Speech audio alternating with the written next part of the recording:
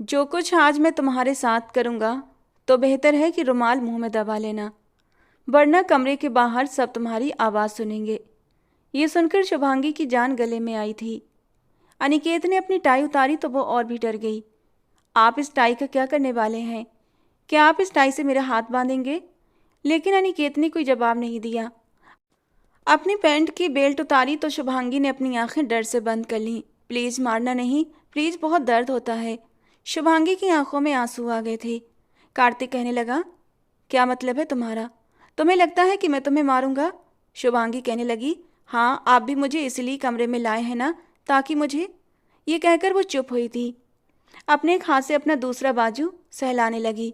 अनिकेत उसके पास आया, कहने लगा, बाजू से आस्तीन ऊपर करो। मगर वो घबराकर ना में सर हिलाने लगी। अनिकेत दोबारा कहने लगा, दिखाओ मुझे। ये कहकर उसने जैसे ही उसकी आस्तीन ऊपर करनी चाही तो आस्तीन टाइट थी। उसने एक झटके से बाजू से कमीज हटाई तो उसके होश उड़ गए, क्योंकि उसके बाजू पर। दादाजी, अगर ये आपकी जिद है तो ठीक है, फिर मैं भी आपका ही पोता हूँ। आपकी पसंद से शादी कर लेता हूँ, मगर मैं अपनी पसंद से भी शादी करूँगा। जिस लड़की से आप मेरी शादी करना चाहते हैं वो सिर्फ मेरे नाम पर बैठी रहेगी। इसके अलावा मैं उसकी कोई भी जिम्मेदारी नहीं उठाऊंगा, उसका कोई भी हक पूरा नहीं करूँगा। अनिकेत ने फैसला सुनाने वाले दो टूक अंदाज में अपने दादाजी को जवाब दिया था। लेकिन अजय साहब भी अपनी बात के पक्के थे। कहने लगे, मैंने अपने दोस्त को जबान दी थी और तुम्हारी पत्नी तो शुभांगी ही बनेगी। वो कहने लगा, देखिए, आप उस लड़की की ज़िंदगी बर्बाद कर रहे हैं उसे मेरी पत्नी बनाकर, क्योंकि मैं उसे देखूंगा भी नहीं। अजय साहब कहने लगे, ये बाद में देखी जाएगी, फिलहाल मैं अपने मरते हुए दोस्त से किया हुआ वादा हर सूरत निभाऊंगा। अनिकेत को समझ नहीं आ रहा था कि वो साफ कह चुका था कि वो अपनी पसंद से भी शादी जरूर करेगा। इसके अलावा, इसके बावजूद भी उसके दादा जिद पर अड़े हुए थे। आखिर क्यों? ये बात उसे बिल्कुल भी समझ नहीं आ रही थी। खैर उसने अपने दादा की जिद पर शुभांगी से शादी कर ली, लेकिन जब उसे विदा करके घर भी ले आया तो वो घूंघट में थी। शुभांगी को उसके कमरे में बिठा दिया गया, अभी तक वो घूंघट में ही थी। उसने न शुभांगी का चेहरा देखा था और न ही घूंघट उठाने की कोशिश की थी, बल्कि कमरे में आते ही कहने लगा, तुम सिर्फ मेरी कागजी पत्नी हो, मेरा तुमसे कोई भी रिश्ता नहीं है और ना ही मैं तुमसे कोई रिश्ता शुरू करना चाहता हूँ। समझी तुम इस घर में सिर्फ मेरे दादा की पसंद से आई हो, इसलिए मुझसे कोई उम्मीद मत रखना। मैं वैसे भी आज रात वापस अमेरिका चला जाऊंगा और वहां जाकर अपनी पसंद की लड़की से शादी भी कर लूंगा और फिर वापस कभी नहीं आऊँगा। और मेरे दादा ये बात अच्छी तरीके से जानते भी थे, लेकिन फिर भी उन्होंने मुझे इस शादी पर मजबूर किया था और मजबूर होकर ही मैंने तुमसे शादी की है। अब देखो, तुम्हारी ज़िंदगी की बर्बादी के पीछे मैं नहीं बल्कि दादाजी हैं। अब तुम उनसे ही जो कुछ कहना चाहती हो कह लेना, लेकिन मेरे सामने जबान मत खोलना, समझी तुम? ये कहकर वो चुप हुआ था, लेकिन शुभांगी की तरफ से अभी तक कोई जवाब नहीं आया था। उसे यूँ खामोश देखकर उसके तन बदन में आग लगी थी। वो दोबारा गुस्से से बोला, देखो लड़की, मेरा तुम्हारा कोई रिश्ता नहीं है और तुमसे रिश्ता रखने की कोशिश भी और मुझसे रिश्ता रखने की कोशिश भी मत करना, वरना बहुत पछताओगी, क्योंकि क्योंकि ये सिर्फ और सिर्फ तुम्हारे लिए बुरा होगा। ये कहने के बाद वो कमरे से जा चुका था। अजय मिश्रा ये नहीं जानते थे कि पोते ने रात 3 बजे ही फ्लाइट से वापस भी जाना था, क्योंकि ये बात अनिकेत ने किसी को नहीं बताई थी। उसने चुपचाप अपना 3 बजे का टिकट बुक कर लिया था और अब वो यहाँ से निकलने वाला था। सब घर के लोग तो बेखबर अपने अपने कमरों में सो रहे थे, ये सोचते हुए कि वो अपनी नई पत्नी के साथ अपनी ज़िंदगी की नई शुरुआत कर रहा है। लेकिन किसी के वहमो गुमान में भी नहीं था कि वो अपने पत्नी का दिल चकनाचूर करते हुए यहाँ से 3 बजे ही निकलने का इरादा कर चुका था। वो चुपचाप 2 बजे एयरपोर्ट के लिए निकल चुका था। यहाँ से लेने के लिए उसे उसका दोस्त आया था और एयरपोर्ट पर अनिकेत के दोस्त ने ही उसे छोड़ा था। वो लंदन वापस चला गया। सुबह जब नौकरानी ने दरवाज़ा खटखटाया तो शुभांगी की आँख खुली थी। अपने कपड़े बदलकर वो रात को सो चुकी थी। आज से पहले उसने कभी अनिकेत को देखा ही नहीं था, ना ही दिल में उसके लिए कोई जज्बात थे। उसे तो बस सिर्फ एक ऐसा घर चाहिए था जहाँ उसकी इज्जत सेफ रह सके। इसके अलावा उसे और कुछ नहीं चाहिए था। जब रात को अनिकेत ने उसे ये सब कुछ कहा था तो एक पल के लिए उसका दिल टूटा जरूर था, आंखों में आंसू भी आए थे, लेकिन फिर उसने खुद को ये सोचते हुए तसल्ली दी थी कि कौन सा मैंने अनिकेत से इश्क किया था, कौन सा उसने मुझसे वादे किए थे जो आज उसके इस तरह बोलने पर मुझे दुख हो रहा है। उसने खुद को संभाला था। दिल में शादी को लेकर जो थोड़े से सपने उसने सजाए थे वो इस वक्त उसका गला घोंट कर उन्हें थपक थपक कर सुला चुकी थी और फिर कपड़े बदलकर आराम से सो गई थी। फिलहाल तो उसके लिए यही बहुत था कि उसे रहने के लिए एक घर और उसकी इज्जत बची हुई थी। 2 वक्त का खाना भी मिल जाता, उसे इससे बढ़कर और क्या चाहिए था। इसीलिए रात को अनिकेत की बातें सुनकर उसकी सेहत पर कोई फर्क नहीं पड़ा था, क्योंकि वो खुद भी ऐसा रिश्ता निभाने के हक में नहीं थी। उसके माँ बाप हादसे का शिकार हो गए थे और इस दुनिया से चल बसे थे। उसके बाद वो अपने दादा और दादी के पास रहती थी और दादी ही उसकी जिम्मेदारी उठा रही थीं। लेकिन फिर दादी का साथ भी ज़्यादा लंबे समय तक ना रहा। 1 साल पहले वो भी उसे छोड़कर जा चुकी थीं। उसने तो अभी फर्स्ट ईयर में दाखिला ही लिया था जब दादाजी को भी हार्ट अटैक हुआ था। उनकी तबीयत बहुत ज़्यादा ख़राब हुई, तभी उन्होंने अपने दोस्त अजय मिश्रा को बुलाया था। दादा के बीमार पड़ने पर शुभांगी तो बुरी तरह बिखर बिखर कर रो जा रही थी और तभी उसके दादाजी ने अजय जी के सामने अपने हाथ जोड़ते हुए कहा था कि मेरी पोती को अब अपने घर की बहू बना लो, मुझे सुकून रहेगा और मैं सुकून से मर सकूंगा, क्योंकि मुझे इस दुनिया में तुम्हारे अलावा किसी दूसरे इंसान पर भरोसा नहीं है। मेरे जाने के बाद पता नहीं मेरी मासूम सी बच्ची का क्या हाल होगा। बिन माँ बाप की बच्ची है। अगर भगवान मुझे थोड़ा सा मौका और देता तो मैं खुद अपनी आंखों के सामने इसको किसी के हवाले कर देता और इसकी जिम्मेदारी से फ्री हो जाता। लेकिन अभी छोटी है, ये सोचकर मैं टालता रहा। लेकिन मुझे क्या पता था कि मेरे पास इतना ज़्यादा वक्त नहीं है, वरना कम उम्र में ही इसकी शादी कर देता। खैर, भगवान की जो मर्जी। कम उम्र तो ये अभी भी है, लेकिन अब ये ज़रूरी हो गया है कि इसे किसी सुरक्षित हाथों में सौंप दिया जाए। और तुम्हारे अलावा मुझे किसी पर इतना भरोसा नहीं। तुमसे मेरी बस यही विनती है और इसे स्वीकार कर लो। इत्तेफाक ऐसा था कि उन्हीं दिनों अनिकेत घूमने के लिए हिंदुस्तान आया हुआ था, सिर्फ और सिर्फ 15 दिन के लिए। 15 दिन के बाद उसे वापस जाना था। वो अमेरिका में रहता था, उसे हिंदुस्तान में रहने का कोई शौक नहीं था। वो बचपन से ही अमेरिका में पला बड़ा था और उसे वहीं का माहौल पसंद था। उसको उसके दोनों बड़े भाइयों की शादियां हो चुकी थीं। एक वही रहता था, लेकिन कहता था कि अभी तो लाइफ को एंजॉय करूंगा, अभी मेरी उम्र ही क्या है जो अभी से शादी के बंधनों में बंध जाऊं। हालांकि उसने वहीं अमेरिका में अपने लिए एक लड़की पसंद कर ली थी। वो भी सनातनी ही थी और हिंदुस्तान से ही बिलोंग करती थी। लेकिन अमेरिका में उनका परिवार सेटल था और वो बरसों से अमेरिका में ही रह रहे थे। बस दोनों की मुलाकात हुई और दोनों ने एक दूसरे को पसंद कर लिया और अब वो उससे शादी करने का इरादा रखता था। लेकिन फिलहाल अभी वो सिर्फ अपनी लाइफ को एंजॉय कर रहा था। घर वालों को अभी तक उसने टीना के बारे में कुछ भी नहीं बताया था कि अचानक से दादाजी ने उसके सर पर यह बम फोड़ दिया था कि वो अपने दोस्त से वादा करके आए हैं कि कुछ ही दिनों में वो शुभांगी की शादी अनिकेत से कर देंगे, क्योंकि उनके दोस्त के पास ज़्यादा वक्त नहीं था। अनिकेत शोर मचाता रह गया। उसने एड़ी चोटी का जोर लगा दिया कि वो ये शादी नहीं करेगा। लेकिन अजय मिश्रा भी अपनी जिद के पक्के थे। वो अपनी बात पर अड़े रहे और फिर जीत अजय साहब की ही हुई थी। उन्होंने अपनी जिद पूरी कर ली और शुभांगी और अनिकेत की शादी करवा दी। अनिकेत ने भी शर्त पर शादी की थी। ठीक है, मैं उस लड़की से शादी कर लेता हूँ, लेकिन इसके अलावा भी मैं अपनी पसंद से शादी जरूर करूँगा। अजय साहब ने न जाने क्या सोचते हुए उसकी ये शर्त मान ली थी और अब शादी करके वो उसे विदा करवाकर अपने कमरे तक भी ले आया था। लेकिन उसी रात वो वहाँ से अमेरिका के लिए चला गया। उसी शाम को शुभांगी के दादा भी अस्पताल में दम तोड़ चुके थे। शुभांगी बहुत रोई थी। अब वो इस दुनिया में तन्हा रह गई थी। खैर, अजय साहब ने ही शुभांगी के दादा के अंतिम संस्कार और शुभांगी का ख्याल रखने की पूरी जिम्मेदारी उठा रखी थी। वो सीधी सादी सी एक मासूम सी लड़की थी, एक मिडिल क्लास फैमिली से बिलोंग करती थी। उसका पहनना, ओढ़ना, उठना बैठना सब ऐसा ही था, आम सी लड़कियों जैसा। लेकिन अजय साहब की फैमिली ब्राइट माइंडेड और पढ़ी लिखी थी। उनकी अपनी बहू यानी कि अनिकेत की माँ आराधना जी काफ़ी बोल्ड टाइप की औरत थीं। फैशन करना उन्हें खूब आता था। हमेशा फैंसी लुक में रहती, स्लीवलेस ब्लाउज वाली साड़ियाँ पहनती। बाकी दोनों बड़ी बहुओं का भी यही हाल था और वो चाहती थी कि अनिकेत अपनी मर्जी से शादी करे। वो जिस लड़की को भी चाहता था उससे शादी करे, लेकिन ससुर के सामने अभी भी उनकी इतनी हिम्मत नहीं हुई कि अनिकेत की शादी पर अपने ससुर के सामने जाकर इस शादी से विरोध कर पाती, क्योंकि उनके पति कार्तिक मिश्रा भी उन्हें मना कर चुके थे। कहते थे पापा जी ने कह दिया तो बस शादी करना पड़ेगी। बेशक वो लड़की अनिकेत के नाम पर सारी जिंदगी बैठी रहे, जहाँ 10 नौकरानियां घर में खा पी रही हैं, जिंदगी गुजार रही हैं, एक वो लड़की भी गुजार लेगी, लेकिन मैं अपने पापा के सामने विरोध नहीं कर सकता। शुभांगी को अजय जी के अलावा कोई भी पसंद नहीं करता था। इज्जत देना तो बहुत दूर की बात थी। शुभांगी भी काफ़ी डरी सहमी सी रहती थी। माहौल बिल्कुल अलग था।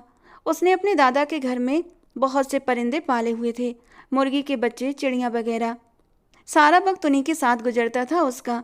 किसी को खाना खिला देती, किसी को दाना डालती, पूरा दिन अपने आप को इन्हीं कामों में बिजी रखती थी। अब ये भी नहीं था कि वो पढ़ी लिखी नहीं थी, 10वीं किया हुआ था और अब वो 11वीं क्लास में पढ़ रही थी कि अचानक से दादाजी की तबीयत बिगड़ गई थी। अजय जी ने वादा तो किया था कि वो उसे आगे भी पढ़ाएंगे। शुभांगी ने अनिकेत को देखा तक नहीं था, इसलिए उसके दिल में अनिकेत के लिए ऐसे कोई जज्बात भी नहीं थे। 3 दिन तो शुभांगी को खाने पीने का भी होश नहीं था, बस अपने दादा को याद करके रोती रहती थी। घर में फिलहाल किसी ने उसे कोई काम नहीं कहा था। एक कमरा उसे दिया गया था, वो वहीं रहती थी। कुछ दिन तो नौकरानी ही कमरे में उसे खाना दे जाती थी, और फिर जैसे ही अनिकेत लंदन चला गया था, आराधना जी ने उसका कमरा भी बदल दिया था। कहने लगी, तुम इस कमरे में रहा करो, वो अनिकेत का कमरा है और अब वो बंद रहेगा, क्योंकि उसके बहुत से ज़रूरी कागजात वहाँ पर पड़े रहते हैं। खैर 8 दिन गुजरने के बाद अजय जी ने शुभांगी को कॉलेज में दाखिला करवा दिया। अब वो ड्राइवर के साथ कॉलेज जाती और वापस आ जाती। कोई भी उसे सीधे मुंह बात नहीं करता था। कार्तिक की दोनों बड़ी भाभियां उसे तिरस्कार की नज़रों से देखती थीं, जैसे वो कोई गिरी पड़ी चीज़ हो। जाहिर सी बात है, जब पति ही पत्नी को शादी की पहली रात यूँ छोड़कर चला जाए और उससे नफरत का इजहार करे, तो उसकी फैमिली उस लड़की को क्या ही इज्जत देगी। शुभांगी बहुत ही खामोश और डरी सहमी सी रहती थी, क्योंकि उसका पहनना ओढ़ना सिंपल सा था। फुल स्लीव्स वाले सूट पहनती और एक बड़े से दुपट्टे में अपने आप को कवर करके रखती थी। जबकि कार्तिक की दोनों भाभियां तो काफ़ी मॉडर्न थीं। कभी कभी मूड होता तो घर में ही जीन्स और शर्ट पहनकर घूमती, दुपट्टा लेना तो उन्हें याद ही नहीं रहता था। खैर कुछ दिन तो ऐसा चलता रहा, लेकिन फिर अजय जी एक बार खुद शुभांगी को मार्केट लेकर गए थे। अच्छे अच्छे ब्रांड के उसे कपड़े दिलवा दिए और कहने लगे कि तुम इस घर की नौकरानी नहीं हो जो इतने सादा और पुराने से कपड़ों में रहती हो। अरे महंगे और अच्छे कपड़े पहना करो, इस घर की बहू हो तुम। एक अजय जी ही थे जो शुभांगी को प्यार भी करते थे और उसकी इज्जत भी करते थे। इसीलिए अपने दिन का ज़्यादातर वक्त वो अजय जी के साथ गुजारने लगी। वो उन्हें दादाजी कहती थी। अजय जी का खाना पीना, उनकी दवाइयों का ख्याल भी वही रखने लगी। एक दिन कहने लगी, दादाजी मुझे परिंदे पालने का शौक़ है, मुझे मुर्गी के बच्चे भी बहुत अच्छे लगते हैं। मेरे दादाजी के घर में ये सब चीज़ें थीं, लेकिन जब मुझे आपके साथ आना पड़ा तो मैं सब कुछ अपनी पड़ोस में अपनी सहेली को देकर आ गई थी। क्या मैं यहाँ सब कुछ पाल सकती हूँ? अजय जी प्यार से कहने लगे, क्यों नहीं, पूरी छत खाली है, तुम जितने चाहे परिंदों के पिंजरे कहोगी मैं मंगवा दूंगा। दादाजी की बात सुनकर वो एकदम से खुश हो गई थी और फिर अजय जी ने ऊपर छत पर पिंजरे रखवा दिए, जहाँ ऑस्ट्रेलियन और रंग बिरंगे टाइप के तोते थे। अब शाम का ज़्यादातर वक्त शुभांगी छत पर अपने परिंदों के साथ ही गुजारती थी, जब एक बार अनिकेत से बड़े भाई सागर की नज़र उस पर पड़ी।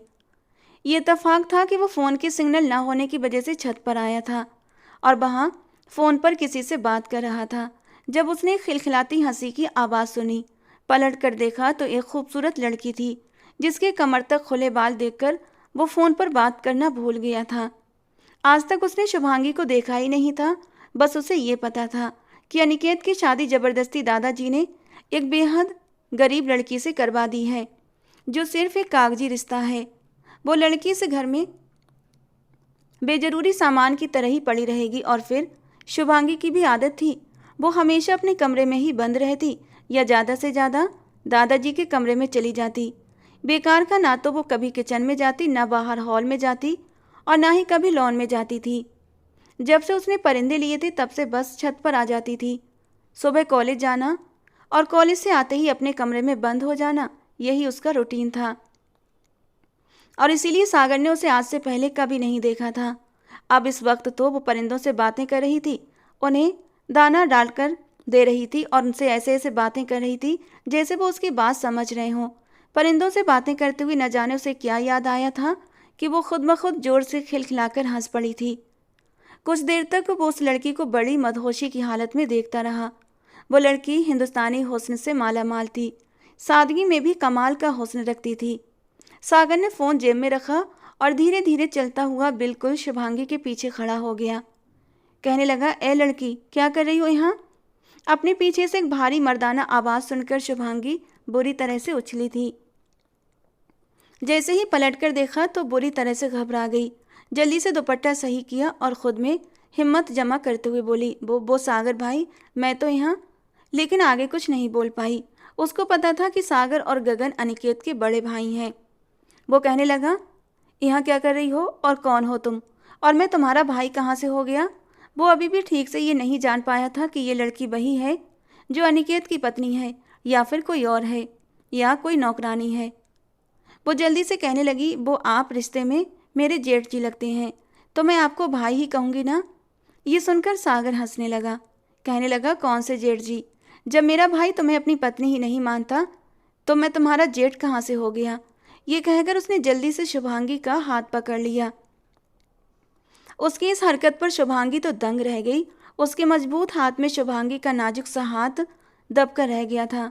वो छुटाने की कोशिश करने लगी, लेकिन उसने अपनी पकड़ सख्त कर ली। शुभांगी तो बुरी तरह से घबरा गई। कांपते हुए शब्दों में कहने लगी, ये आप क्या कर रहे हैं? मेरा हाथ छोड़ दें। जबकि वो उसके हाथ को और भी मजबूती से दबाते हुए कहने लगा, अगर तुम चाहो तो मैं तुम्हें खुश कर सकता हूँ। मुझे पता है कि वो शादी की पहली रात ही तुम्हें यूं ही तरसता हुआ छोड़कर चला गया था। आखिर को तुम एक जवान खूबसूरत लड़की हो, तुम्हारे भी जज्बात मचलते होंगे। मैं तुम्हारे जज्बातों को सुकून पहुंचा सकता हूँ। आखिर तुम सारी ज़िंदगी मेरे भाई के नाम पर कैसे गुजार सकती हो? अनिकेत तो अमेरिका से वापस आने का इरादा ही नहीं रखता, और इस जवानी में अपने जज्बातों को संभालना किसी भी लड़की के लिए मुमकिन बात नहीं है। इसीलिए, और फिर देखो, किसी को कानो कान खबर भी नहीं होगी। ऐसी बातें वो पहली बार सुन रही थी, और ये बातें सुनकर वो बुरी तरह से डर गई थी। जल्दी से अपना हाथ खींचकर छुड़ाया और सीढ़ियाँ फलांगते हुए नीचे उतरी और अजय जी के कमरे में चली आई। वो इस वक्त सो रहे थे। उसका दिल जोर जोर से धक धक कर रहा था। अपने हाथों पर सागर की पकड़ से उसे अपने हाथ पर चींटियां सी रेंगती महसूस हो रही थीं। बेबसी के एहसास से उसकी आंखों से आंसू बह रहे थे। उसने सोचा भी नहीं था कि इस घर में उसकी इस तरह की बातें सुननी पड़ेंगी, जिसे वो अपने लिए एक सुरक्षित जगह समझ रही थी। उसने अपनी सिसकियों को अपने मुंह पर हाथ रखकर जबरदस्ती अंदर ही अंदर दबा लिया था। वो समझ नहीं पा रही थी कि उसे ये बात अजय जी को बतानी चाहिए या नहीं बतानी चाहिए। अगले दिन जैसे ही वो कॉलेज से घर वापस आई तो काफ़ी चुपचाप सी थी। रात के खाने पर सब लोग टेबल पर होते थे, लेकिन वो हमेशा यही करती कि खाना अपने कमरे में खाती या फिर अजय जी के कमरे में खा लिया करती थी। लेकिन आज तो वो भी टेबल पर आकर बैठ गए थे, और फिर शुभांगी को न देखा तो कहने लगे, शुभांगी को बुलाकर लाओ, आज से वो हमारे साथ टेबल पर खाना खाएगी। वो तो अपने कमरे में बेचैनी से इधर से उधर टहल रही थी। नौकरानी ने आकर कहा कि दादाजी तुम्हें खाने की टेबल पर बुला रहे हैं, तो उसके दिल में एक बेचैनी सी भर गई थी। लेकिन वो दादाजी के हुक्म को टाल नहीं सकती थी। भारी मन के साथ वो अपने कमरे से बाहर आ गई। दादाजी टेबल पर अपनी चेयर पर बैठे थे। कहने लगे, आ जाओ शुभांगी बेटा, इधर आओ, हमारे साथ बैठकर खाना खाया करो। हमेशा जब देखो कमरे में बंद रहती हो, थोड़ा बाहर निकलो, हम लोगों से घुला मिला करो, तुम्हें भी अच्छा लगेगा। अजय जी ने उसे अपने बराबर में बिठा लिया और ठीक सामने कुर्सी पर सागर बैठा था और उसी को बड़ी बेबाक नज़रों से देख रहा था। शुभांगी एकदम से कन्फ्यूज सी होने लगी। हालांकि सागर के बराबर में उसकी पत्नी भी बैठी थी, लेकिन नज़रें उसकी शुभांगी पर ही टिकी हुई थीं। अचानक अपना हाथ शुभांगी के पैरों पर रख दिया सागर ने, तो वो बुरी तरह से हड़बड़ा गई थी और सागर के चेहरे की ओर देखने लगी, जबकि वो आराम से मुस्कुराने लगा। शुभांगी ने अपना पैर पीछे कर लिया, लेकिन उसने दोबारा से उसके पैर पर अपना पैर मारा था। शुभांगी की आंखों में बेबसी की नमी चमकने लगी। फिर वो उसे इशारों में ऊपर की तरफ उंगली करके कहने लगा कि ऊपर छत पर आओ, तुमसे एक ज़रूरी काम है।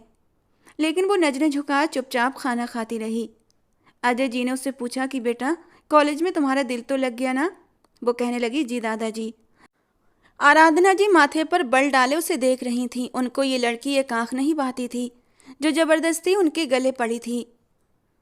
उसकी वजह से ही उनका बेटा भी, जो 15 दिन के लिए हिंदुस्तान आया था, वो 3 दिन में ही यहाँ से चला गया था और अब पता नहीं वो लौट कर भी आएगा या नहीं।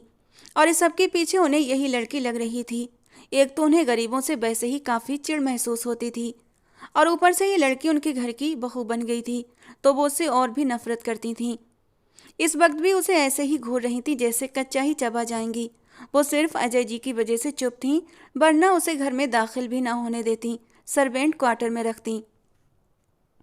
अगले दिन शुभांगी कॉलेज से बाहर आई तो ड्राइवर की जगह सागर गाड़ी में बैठा था और उसका इंतजार कर रहा था। सागर को देखकर वो बुरी तरह से घबराई थी कि ये मुझे लेने क्यों आया है, लेकिन खैर उसे गाड़ी में तो बैठना था क्योंकि घर जाना था। जैसे ही उसने पिछली सीट का दरवाज़ा खोलना चाहा तो सागर ने फ्रंट सीट की तरफ इशारा किया और वहीं का लॉक भी खोला। वो सागर की खिड़की के पास आई और कहने लगी, सागर भाई, मैं पीछे बैठूंगी। वो कहने लगा, मैं तुम्हारा भाई नहीं हूँ, इसलिए आगे से ये शब्द मत बोलना। और दूसरी बात, मैं तुम्हारा ड्राइवर भी नहीं हूँ, तो आगे आकर बैठो, तुमसे कुछ बात भी करनी है। वो बेहद नर्वस थी, पता नहीं उन्हें क्या बात करनी है। उसे उस दिन के वो पल याद आए जब उन्होंने कितनी बेबाकी से उसका हाथ पकड़ा था। ये सोचते ही उसे अजीब सी बेचैनी होने लगी, लेकिन क्या करती, मजबूर थी। चुपचाप बैठ गई क्योंकि उसे घर के रास्तों का भी ठीक से पता नहीं था। शुभांगी ने अपना बैग बीच में रख लिया था और खुद बिल्कुल खिड़की के साथ लगकर बैठ गई थी। सागर ने जब उसे यूं देखा तो कहने लगा, सीधी होकर बैठो, खिड़की के साथ चिपक कर क्यों बैठी हो? चिपकने का इतना ही शौक है तो मेरे साथ चिपक जाओ, तुम्हें कुछ ना कुछ फ़ायदा ही हो जाएगा।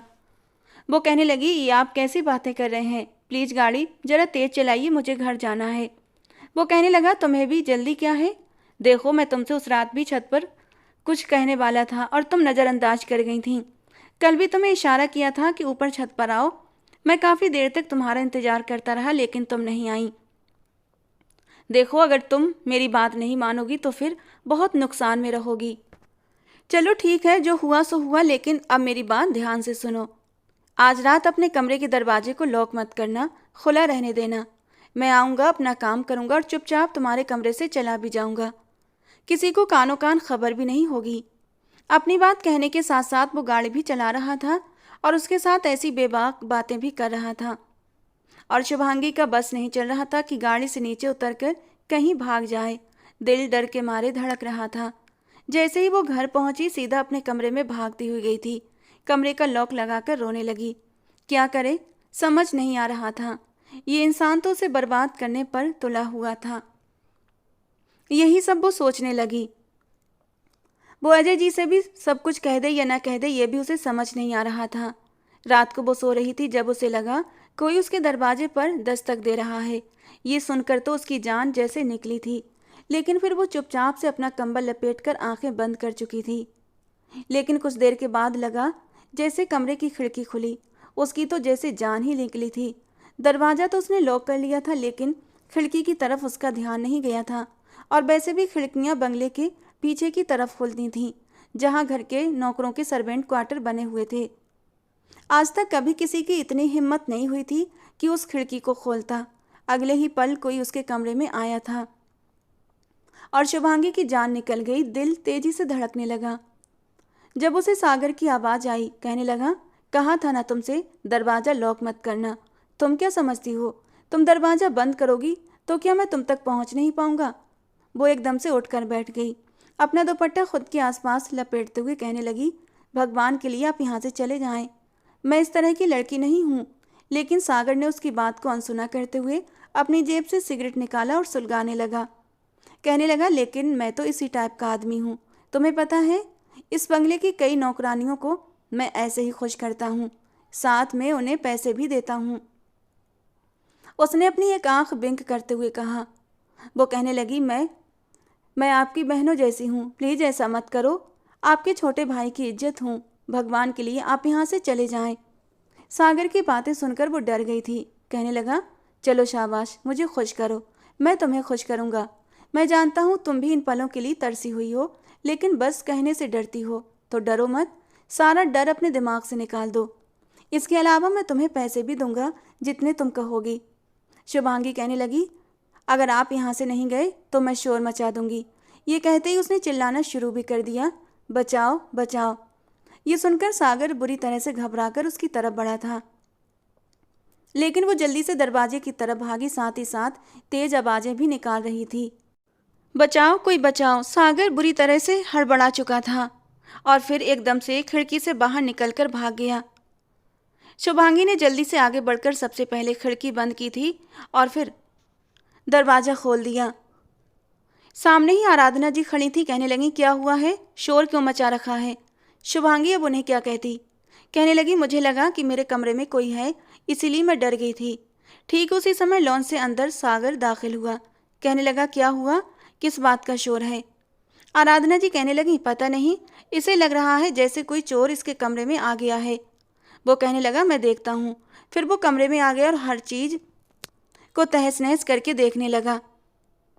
कहने लगा, यहाँ तो कुछ भी नहीं है, ये लड़की झूठ बोल रही है, जानबूझकर हमें रात को डिस्टर्ब कर रही है।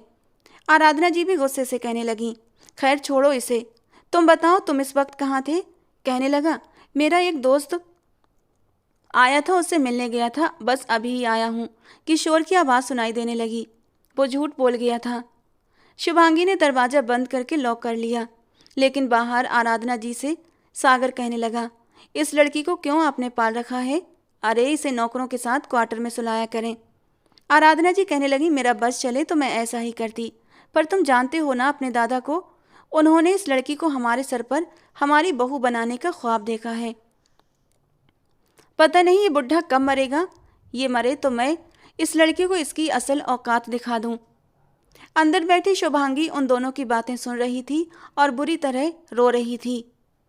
सागर ने अगले दिन उसे छत पर परिंदों के साथ बातें करते देखा तो मुंह में डाला हुआ सिगरेट उसके बाजू पर लगा दिया और वो बुरी तरह से बिलबिला उठी।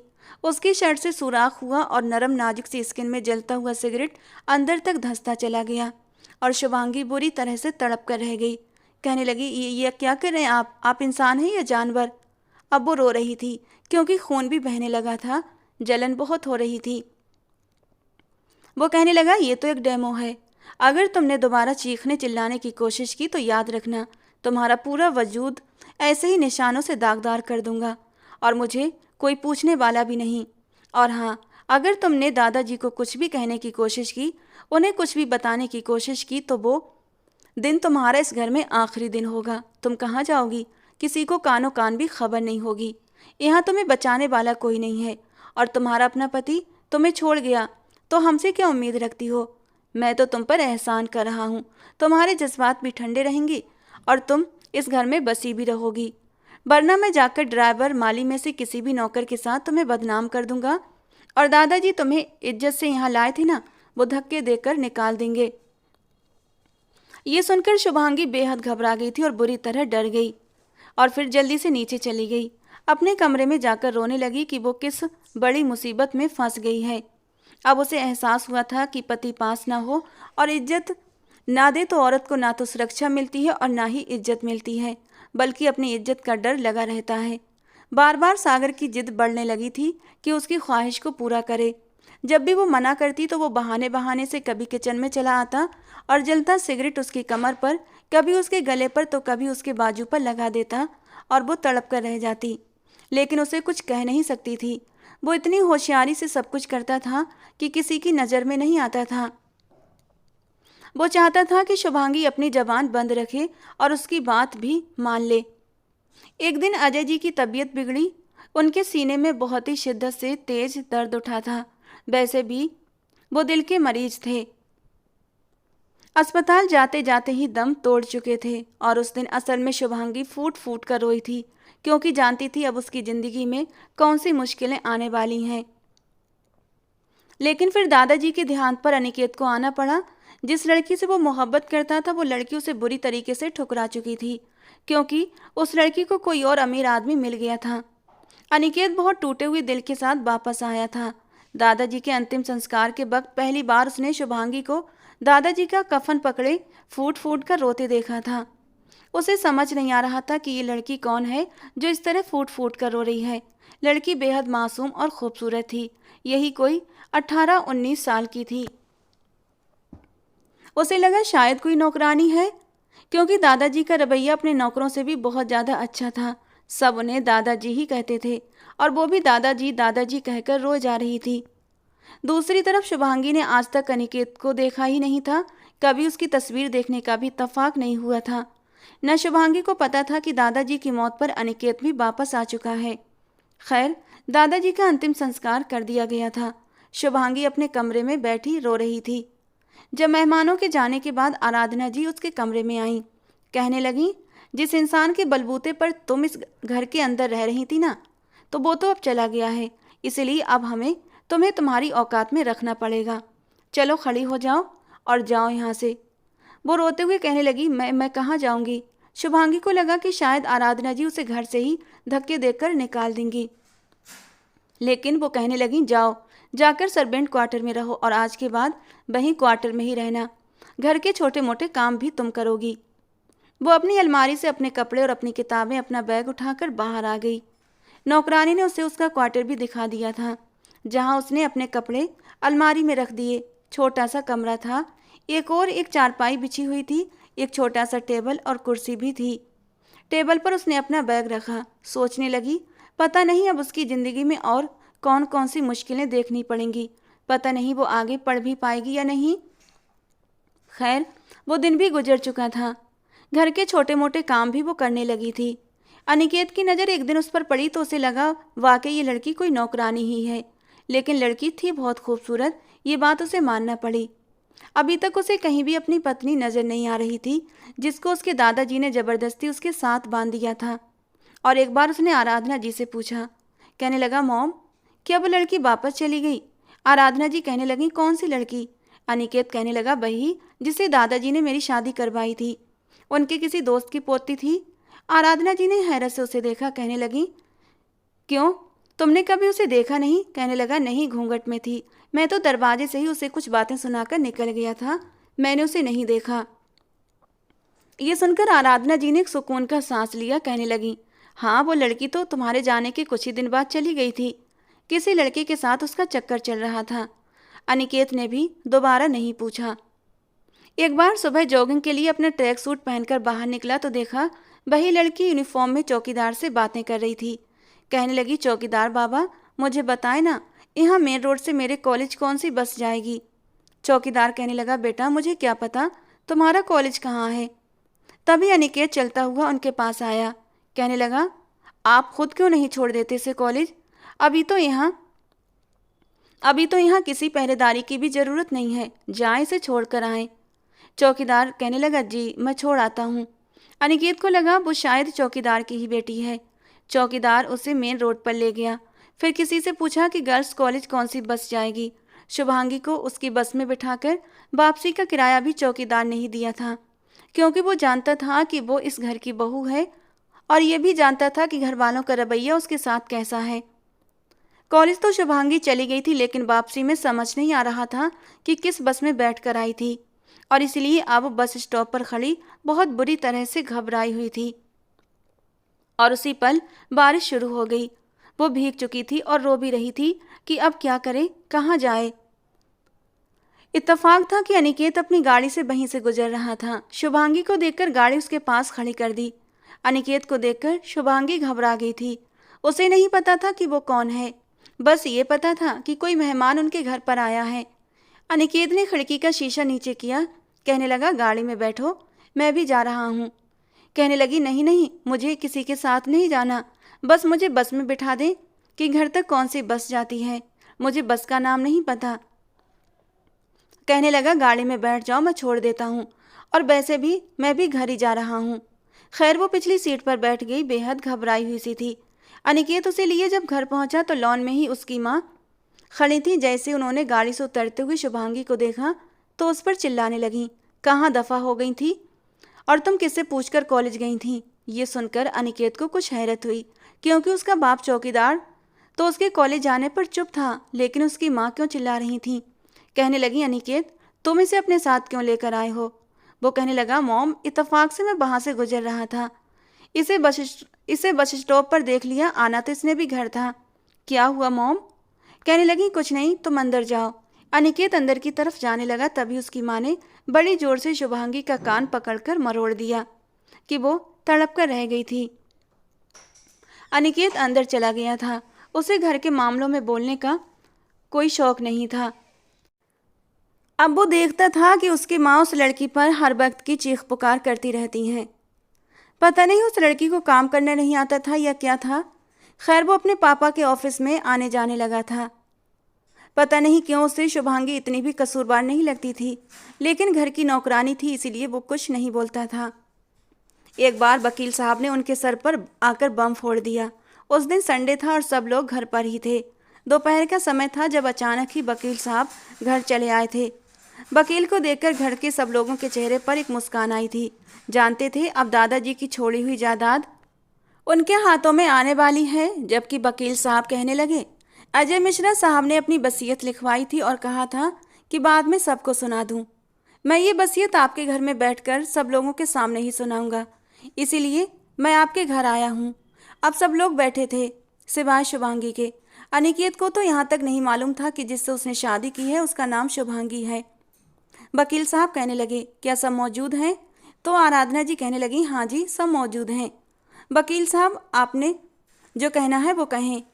वो कहने लगा, ये शुभांगी कौन है। ये सुनकर आराधना जी के माथे पर बल पड़े थे और कार्तिक साहब के भी। कहने लगे, वकील साहब उसका क्या काम है, हम सब अजय मिश्रा की सगी औलादें हैं। वो कहने लगा, वो भी शायद आपके बेटे की पत्नी है। वसीयत में जो कुछ लिखा है उसके मुताबिक शुभांगी का यहाँ पर होना बहुत ज़रूरी है। ये सुनकर अनिकेत कुछ हैरान हुआ था। कहने लगा, वो लड़की तो शायद। इससे पहले कि वो कुछ और बोलता आराधना जी ने उसे चुप करवा दिया। कहने लगी, जाओ रानी जरा शुभांगी को लेकर आओ। ये सुनकर अनिकेत हैरान रह गया, क्योंकि उसकी माँ तो कह रही थी कि वो घर में होती ही नहीं है, किसी के साथ भाग गई है। कुछ देर के बाद किचन से दुपट्टे से हाथ साफ करते हुए शुभांगी लॉन्ज में आई थी। वकील साहब ने नाक से चश्मा ऊपर करके उसे सर से लेकर पैर तक गौर से देखा था। फिर कहने लगा, ये है शुभांगी। आराधना जी कहने लगी, जी हाँ यही शुभांगी है। हैरत का झटका तो अनिकेत को भी लगा था। वकील ने जब उसका वो सादा सा हुलिया देखा तो कहने लगा, बैठिए मिसेज अनिकेत मिश्रा। शुभांगी बेहद नर्वस थी। आराधना जी की तरफ देखने लगी, जिनके माथे पर बल उसे देखते ही पड़ जाते थे। कहने लगी, बैठो। कुर्सी पर वो वकील साहब के सामने रखी कुर्सी पर बैठ गई। अनिकेत बिना आंखें झपकाए उसे ही देख रहा था। वकील ने कहा कि अजय साहब ने अपनी सारी जायदाद इस लड़की के नाम पर कर दी है। ये सुनना था कि वहां पर मौजूद सब लोगों के होश उड़ चुके थे। कार्तिक साहब गले के बल चिल्लाए थे, पापा जी ऐसा कैसे कर सकते हैं। सबको ये हैरत का बहुत जोरदार झटका लगा था। वकील साहब कहने लगे, जब तक ये लड़की नहीं चाहेगी अपनी जायदाद किसी के नाम नहीं कर सकती, अपने पति के नाम भी नहीं। जब तक इस लड़की के साइन नहीं होंगे बैंक से ना तो आप पैसे निकाल सकते हैं और ना ही कोई और इस्तेमाल कर सकता है। और अगर इस लड़की के साथ किसी ने किसी भी तरह की ज़बरदस्ती करने की कोशिश की तो नतीजा बहुत बुरा निकल सकता है। ये चाहे तो आप सब लोगों को बेदखल भी कर सकती है, क्योंकि ये मालिक है। और तो और ये लड़की इस बंगले की भी मालिक है जिसमें अभी आप सब लोग बैठे हुए हैं।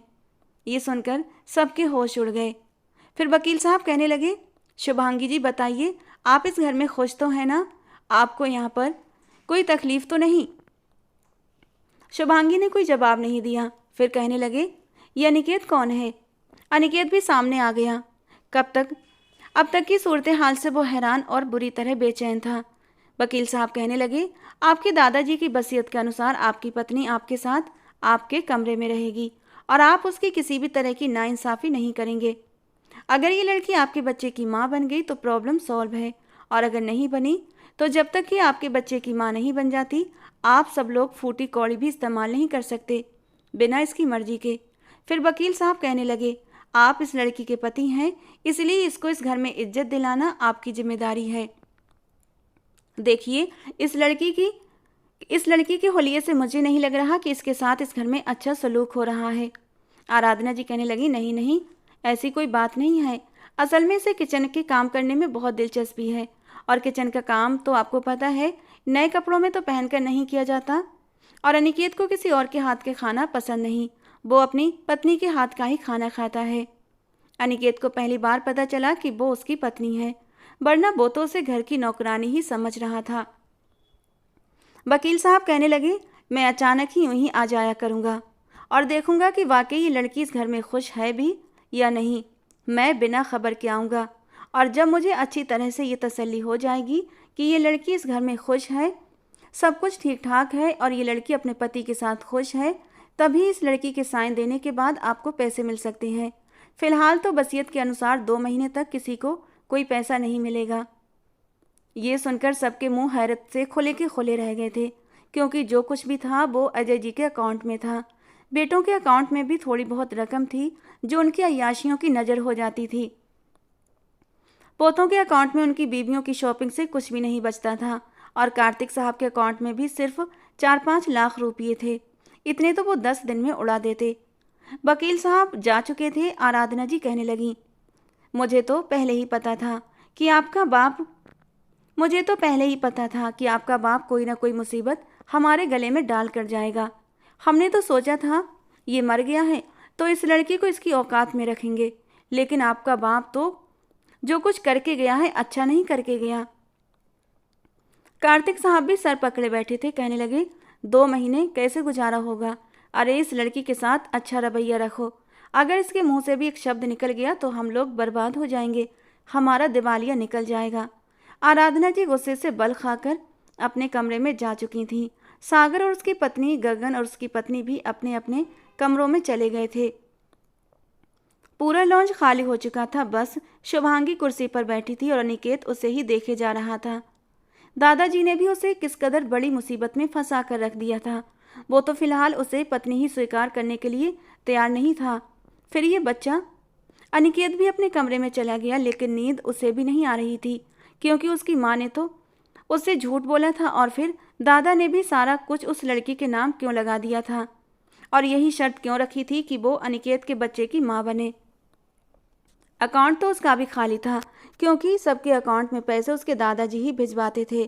खैर, उसे बड़ी मुश्किल से नींद आई थी। सुबह नाश्ते पर सब लोग अपने अपने सर पकड़े बैठे हुए थे। कहने लगे, अब सब कुछ अनिकेत तुम पर है। अनिकेत ने चाय का कप होंठों पर अभी ले जाना शुरू ही किया था कि माँ की बात सुनकर कप वापस रख दिया। आपका क्या मतलब है?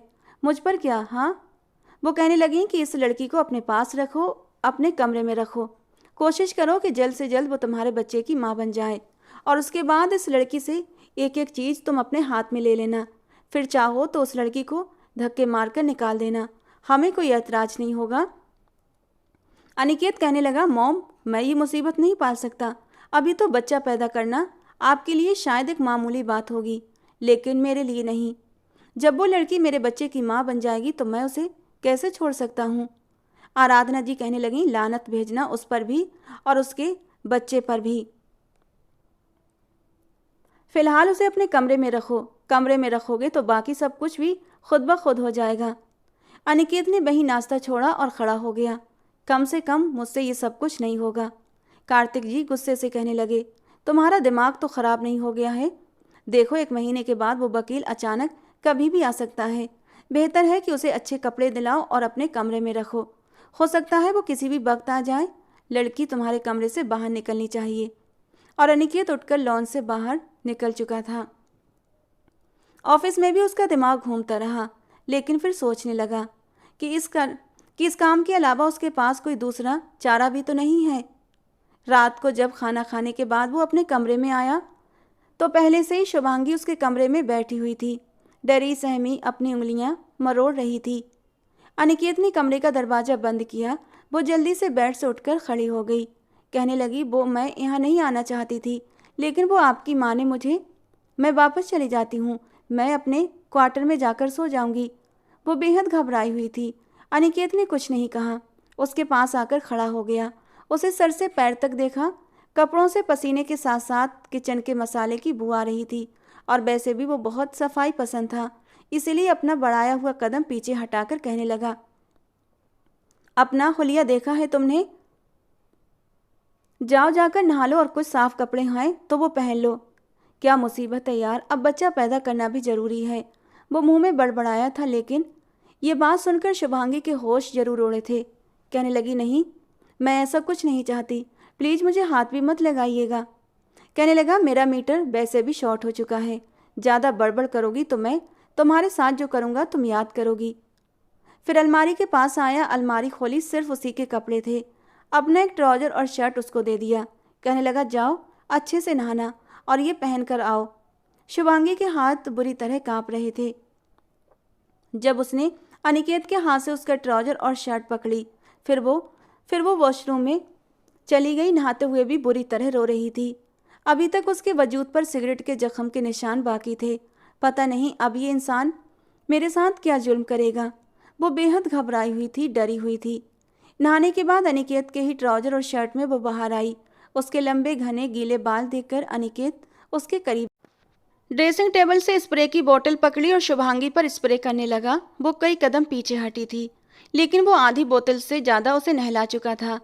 पूरा कमरा खुशबू से भर चुका था, लेकिन अभी तक अपने आप को वो दिमागी तौर पर तैयार नहीं कर पा रहा था।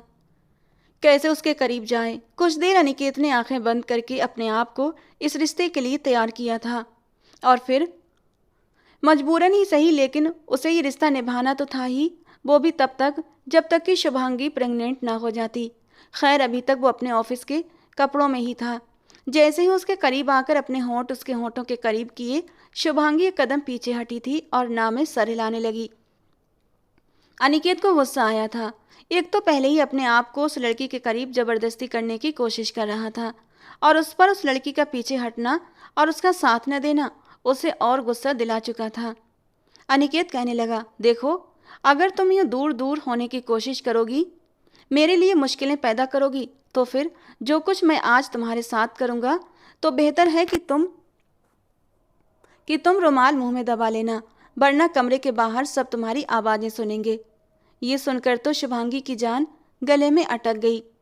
अनिकेत ने अपनी टाई उतारी तो शुभांगी और भी डर गई। आप क्या इस टाई से मेरे हाथ बांध देंगे? अनिकेत ने कोई जवाब नहीं दिया। अपने पैंट की बेल्ट उतारी तो शुभांगी ने अपनी आंखें बंद कर लीं। प्लीज़ मारना नहीं, प्लीज़, बहुत दर्द होता है। शुभांगी की आंखों में आंसू आ गए। अनिकेत चौंक कर कहने लगा, क्या मतलब है तुम्हारा? तुम्हें लगता है कि मैं तुम्हें मारूंगा? शुभांगी कहने लगी, आप भी मुझे इसीलिए कमरे में लाए हैं ना, ताकि मुझे। ये कहकर वो चुप हुई और अपने एक हाथ से अपना दूसरा हाथ सहलाने लगी। अनिकेत उसके पास आया, कहने लगा, दिखाओ, बाजू से आस्तीन ऊपर करो। मगर वो घबराकर नाव में सर हिलाने लगी। अनिकेत कहने लगा, दिखाओ मुझे। ये कहकर उसने जैसे ही आस्तीन हटाई तो उसके होश उड़ गए, क्योंकि उसके बाजू पर न जाने कितने जले हुए निशान थे। कुछ ताज़ा थे तो कुछ सूख चुके थे। अगली सुबह जब उठा तो देखा शुभांगी बड़ी बेखुदी से सो रही थी। बाल उसके खुले हुए थे, रात गीले थे जो कि अब तक सूख चुके थे, और बड़ी मदहोश सी खुशबू बिखेर रहे थे। अब अनिकेत न चाहते हुए भी उसके बारे में सोचने लगा था। वो बड़ी मासूम सी लड़की थी, सबके जुल्मों सितम और ज्यादती बड़ी खामोशी से बर्दाश्त कर रही थी। अनिकेत को अपने भाई पर बड़ा गुस्सा आया था और अफसोस भी हुआ था अपने घर वालों की सोच पर, कि उस लड़की के बारे में वो क्या सोच रखते थे। सिर्फ पैसा हासिल करने के लिए वो इस लड़की से रिश्ता बनाने के लिए कह रहे थे कि वो बच्चा पैदा करे, और सब कुछ अपने नाम करवाने के बाद अनिकेत शुभांगी को उसके बच्चे के साथ घर से बाहर निकाल दे और वो दर दर की ठोकरें खाएं। अपने दादा का फैसला अब अनिकेत को इतना भी बुरा नहीं लग रहा था। जिस लड़की से अनिकेत ने मोहब्बत की थी, कुछ पैसों की खातिर वो उसे ठोकर मारकर जा चुकी थी, उसकी 2 साल की मोहब्बत को भुला चुकी थी। खैर, अनिकेत उसके पास आया और बेड पर बैठ गया। शुभांगी के बाल उसके चेहरे पर बिखरे हुए थे। अपनी एक उंगली से उसने शुभांगी के बालों को बड़े ही धीरे से और प्यार से उसके चेहरे से पीछे की ओर किया था कि उसके स्पर्श पर शुभांगी हड़बड़ाकर उठ बैठी। अनिकेत को अपने बराबर में बैठा देखा तो जल्दी से उठकर बैठ गई और अपने बालों को लपेटकर जूड़ा बना लिया। रात को बाल गीले थे, इसीलिए उसने अपने बालों को नहीं बांधा था। अनिकेत कहने लगा, तुम फ्रेश हो जाओ, फिर कहीं बाहर चलते हैं। वो कहने लगी, मैं क्यों जाऊं आपके साथ? देखिए, आपको जो कुछ चाहिए मैं ऐसे ही साइन कर देती हूँ। आप अपना सब कुछ ले लें, मुझे आप लोगों का कुछ नहीं चाहिए। आपकी दादा की जायदाद पर आप लोगों का हक है, मेरा नहीं। आप जहाँ भी कहेंगे मैं साइन कर दूंगी, लेकिन प्लीज़ मेरे करीब मत आइएगा, और ना ही मैं आपका बच्चा पैदा करना चाहती हूँ। अपना काम होने के बाद आप लोग तो मुझे घर के बाहर निकाल देंगे। मेरे साथ एक नन्ही सी जान भी बेसहारा हो जाएगी। देखिए, मैं आपको कुछ नहीं कहूँगी। अगर आप दूसरी शादी करना चाहते हैं तो कर लें। बस मुझे एक ऐसा क्वार्टर, एक ऐसा कमरा दे दें जहाँ मैं सुरक्षित रह सकूँ। कोई मेरे ऊपर गंदी निगाह न डाले। मैं पढ़ना चाहती हूँ। जब पढ़ लिख जाऊँगी, जॉब करने लगूँगी, तो मैं आपका घर भी छोड़ दूँगी। मुझे आप लोगों का कुछ नहीं चाहिए। शुभांगी नहीं चाहती थी कि अपने साथ साथ किसी नन्ही सी जान को भी सड़कों पर रोलती फिरे। अनिकेत गहरा सांस लेकर कहने लगा, जो कह रहा हूँ बस वो करो। ज़्यादा सवाल जवाब करने वाली लड़कियाँ मुझे अच्छी नहीं लगती। ये कहकर अनिकेत कमरे से बाहर जा चुका था, जबकि शुभांगी गहरा सांस लेकर फ्रेश होने के लिए वॉशरूम चली गई। थोड़ी देर बाद वो उसका हाथ पकड़कर उसको बाहर लाया, और अभी भी सब लोग सो रहे थे। घर में सब लोग देर से ही उठते थे। वो उसे गाड़ी में बिठाकर एक मॉल में ले गया। सुबह सुबह का वक्त था, इसलिए ज़्यादा दुकानदार नहीं बैठे थे, लेकिन कुछ लोग दुकान खोल चुके थे। उसने शुभांगी को कपड़े खरीद कर दिए। अब उसे वापस घर लेकर आया, तब तक सब लोग नाश्ता कर चुके थे। आराधना जी ने जब शुभांगी को अनिकेत के साथ आते देखा तो माथे पर बल पड़ गए। कहने लगी, अनिकेत, तुम इसको लेकर कहाँ गए थे? अनिकेत कहने लगा, मॉम, इसके पास कपड़े नहीं थे पहनने के लिए, इसीलिए मैं इसे बाजार लेकर गया था। फिर एक नज़र शुभांगी की ओर देखा, जो डरी सहमी खड़ी थी। कहने लगा, जाओ शुभांगी, तुम कमरे में जाओ और ये कपड़े अलमारी में हैंग कर दो। वो चुपचाप चली गई। आराधना जी कहने लगी, तुम्हें क्या ज़रूरत पड़ी है इसको इतना सर चढ़ाने की? वो कहने लगा, ठीक है, मैं सर पर नहीं चढ़ाता। वकील आएगा, पूछेगा तो क्या जवाब देंगे आप? ठीक है, मैं नहीं रखता इसका ख्याल। अगर वकील ने पूछा कि अभी भी शुभांगी ने पुराने कपड़े क्यों पहने हैं, तो आप जवाब देना। ये सुनकर आराधना जी कहने लगी, नहीं नहीं, तुमने बिल्कुल ठीक किया है। फिर वो कहने लगा, सिर्फ मैं उसके साथ ठीक नहीं रहूँगा, आपको भी अपना रवैया उसके साथ बेहतर करना पड़ेगा, जैसा कि एक बहू के साथ रखा जाता है। खैर, आराधना जी ने भी हामी भर ली। शाम को जब वो ऑफिस से घर वापस आया तो सब लोग अपने अपने कमरों में थे। लॉन्ज में सिर्फ डिनर के लिए ही सब लोग इकट्ठा होते थे। इससे पहले कि वो अपने कमरे में जाता, उसे लगा जैसे किचन से किसी मर्द की आवाज़ आ रही है। अनिकेत दबे पांव जब किचन में गया तो सागर शुभांगी के करीब खड़ा हुआ उसे धमकाने की कोशिश कर रहा था। अनिकेत को तो जैसे आग लगी थी। तेज आवाज़ से बोला, ये क्या कर रहे हैं आप यहाँ? अनिकेत की आवाज़ सुनकर सागर का तो रंग उड़ा था।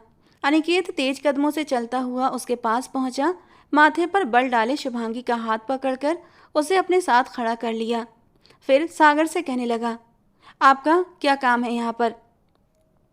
सागर तो अनिकेत के आने पर बुरी तरह से बौखला गया था। कहने लगा, वो मैं तो यहाँ पर नौकरानी को चाय का कहने आया था। अनिकेत गुस्से से कहने लगा, मैं देख चुका हूँ आप क्या कर रहे थे। आपकी हिम्मत कैसे हुई मेरी पत्नी के बराबर भी खड़े होने की? देखिए सागर भाई, मैं आपकी पत्नी की बहुत इज्जत करता हूँ। आज तक मैंने कभी आपकी पत्नी को या फिर गगन भाई की पत्नी को आंख उठाकर भी नहीं देखा। उन्हें अपनी बहनें समझता हूँ। तो मेरी पत्नी पर भी अगर किसी ने गलत नज़र डाली तो मैं भूल जाऊँगा कि मेरा आपसे रिश्ता क्या है। खबरदार, जो मैंने आपको आइंदा शुभांगी के पास भी देखा, आपका कोई हक नहीं है कि आप यहाँ पर खड़े हैं। और किचन में तो औरतों का काम होता है, मर्दों का नहीं। बहुत ही बुरे तरीके से अनिकेत ने सागर से बात की थी। सागर हैरान रह गया था। उसे उम्मीद नहीं थी कि सागर यूं भी उससे बात कर सकता है। वो जल्दी से बाहर निकल गया। अनिकेत शुभांगी से कहने लगा, दोबारा ये इंसान तुम्हें कुछ भी कहे तो इसके मुंह पर थप्पड़ मार देना, बाकी मैं सब संभाल लूँगा। शुभांगी तो उसे हैरत से देखे जा रही थी। पहली बार लगा कि वाकई कोई है जो उसकी हिफाजत करने वाला है। फिर अनिकेत कहने लगा, तुम यहाँ क्या कर रही हो? जब मेरी दोनों बड़ी भाभियाँ किचन में नहीं आती, कोई काम नहीं करती, पानी तक खुद से नहीं पीती, तो तुम इस घर की नौकरानी नहीं हो। चलो कमरे में। तुम भी घर की नौकरानियों को ऑर्डर दिया करो, यहाँ किचन में काम तुम नहीं करोगी। वो उसका हाथ पकड़कर उसे कमरे में लेकर आ गया था। वो कहने लगा, और ये क्या हुलिया बना रखा है तुमने? मैंने इतने कपड़े किस लिए लेकर दिए हैं? जाओ जाकर साफ सुथरे कपड़े पहनो, तैयार हो जाओ, हम बाहर जाकर खाना खाएंगे। शुभांगी उसे हैरत से देख रही थी। फिर नहा धोकर तैयार हो गई। अपने बालों पर क्लेचर लगाने लगी तो अनिकेत ने क्लेचर उतार कर फेंक दिया। फिर शुभांगी से कहने लगा, ऐसे ज़्यादा अच्छी लग रही हो। फिर वो उसका हाथ पकड़कर सबके सामने से उसे बाहर ले गया। होटल में खाना खाने के लिए बैठे तो उसने मेन्यू कार्ड शुभांगी के सामने रख दिया। कहने लगा, तुम ऑर्डर करोगी? शुभांगी झिझकते हुए कहने लगी, मैंने कभी होटल में खाना नहीं खाया, आपने जो भी मंगवाना है मंगवा लें।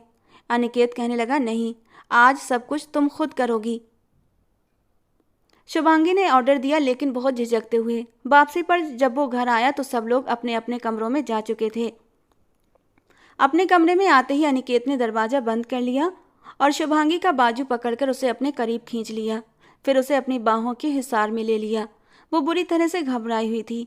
अनिकेत कहने लगा, बहुत खूबसूरत लग रही हो, तुम्हारे बाल, माय गॉड, मुझे अच्छा खासा तुम्हारा दीवाना बना चुके हैं। ये कहते हुए वो उसे अपने साथ लगा चुका था। फिर धीरे धीरे उसके होंठों को अपनी पकड़ में लेने लगा, लेकिन शुभांगी घबरा रही थी। उसके सीने पर हाथ रखकर शुभांगी उसे पीछे हटाने लगी। प्लीज़ मेरे साथ अभी ऐसा कुछ ना करें। अनिकेत कहने लगा, क्यों ना करूं, मेरा तो आज ही मूड है तुम्हारे साथ ऐसा वैसा करने के लिए, और तुम मेरी पत्नी हो, मुझे अच्छी लग रही हो, दिल चाह रहा है तुम्हारे साथ सारी हदें पार करने का। शुभांगी कहने लगी, सब कुछ करने के बाद आप मुझे छोड़ देंगे? प्लीज़ मुझे अपनी मोहब्बत का चस्का मत लगाएं तो बेहतर होगा। फिर जब आप मुझे छोड़ देंगे तो मुझे बहुत तकलीफ़ होगी। अभी भी अनिकेत का हाथ उसकी कमर पर था, लेकिन वो उसके सीने पर अपने दोनों हाथ रखे उसे खुद के करीब होने से रोक रही थी। अनिकेत कहने लगा, कौन कमबख्त तुम्हें छोड़ना चाहता है? मैं तुम्हें कभी नहीं छोड़ूंगा। और फिर अगले ही पल शुभांगी के दोनों हाथ अपने आप से हटाकर वो उसे अपने करीब खींच चुका था। फिर बेखुदी से अपने होठों को उसके गले पर रखने लगा। फिर उसे गोद में भरता बेड पर लिटा चुका था। शुभांगी समझ नहीं पा रही थी, क्या वाकई वो इतनी खुशनसीब है या फिर अनिकेत उससे झूठ बोल रहा है। लेकिन फिर अनिकेत की बढ़ती शरारतों को वो रोक नहीं पाई। जिस तरह से वो अपनी शिद्दतें उस पर लुटा रहा था, वो भी उसमें पिघलने लगी थी। सुबह का सूरज दोनों के लिए ही खुशियां लेकर आया था। शुभांगी शर्म के मारे अनिकेत से नज़र नहीं मिला पा रही थी। वो उसे सीने से लगाए गहरी नींद सो रहा था। बड़े धीरे से शुभांगी ने उसका हाथ अपनी कमर से पीछे किया था कि वहाँ से निकल सके, लेकिन वो उसकी ये कोशिश नाकाम करके उसे और भी खींचकर अपने साथ अपने सीने से लगा चुका था। फिर कहने लगा, कौन सा जादू कर दिया तुमने शुभांगी? रात का नशा अभी तक मेरे दिमाग से उतरा नहीं है। शुभांगी शर्म के मारे लाल टमाटर बनी हुई थी। दिल में अभी भी कहीं ये डर था कि अनिकेत की मोहब्बत कहीं बकती मोहब्बत ना हो। अनिकेत के सीने पर हाथ रखकर उंगली से वो उसके सीने के बालों से खेलने लगी। आप मुझे कभी छोड़ तो नहीं देंगे अनिकेत? अनिकेत कहने लगा, मैं पागल नहीं हूँ कि तुम्हें छोड़कर दर दर की ठोकरें खाऊं। ये कहकर वो फिर से उसके नाजुक से लबों पर झुक गया था। बड़ी नरमी से उसकी नमी चुराता वो दोबारा से उसके वजूद में खोने लगा था। थोड़ी देर के बाद वो फ्री हुआ तो फिर से उसे अपने सीने से भींचकर लेटा हुआ था। दिन में जब वकील साहब आए तो सब लोग कहने लगे कि ये अपने पति के साथ बहुत खुश है और ये चाहती है कि सब कुछ उसके नाम पर कर दे। लेकिन अनिकेत कहने लगा, मैं ये नहीं चाहता। मैं चाहता हूँ सब कुछ उसी के नाम पर रहे और हमेशा यही मालकिन रहे। ये बात सुनकर तो आराधना जी और बाकी घर वालों के माथे पर बल पड़े थे।